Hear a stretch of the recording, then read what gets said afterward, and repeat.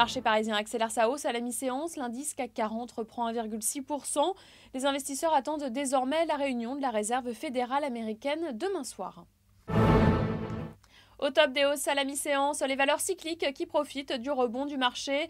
Saint-Gobain s'installe en tête des hausses du CAC 40 sur un gain de 2,4% devant Bouygues et Vinci qui progressent chacun de 2%. GDF Suez progresse également avant la publication demain de ses résultats. Et puis, selon le Sunday Times, le groupe devrait annoncer son union avec International Power.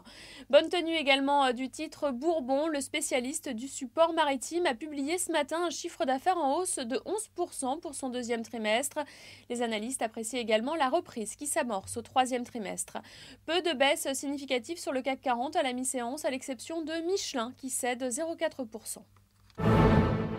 AXA, parmi les plus fortes hausses du CAC 40 à la mi-séance, sa filiale AXA Asie-Pacifique pourrait enfin être rachetée par la National Australia Bank.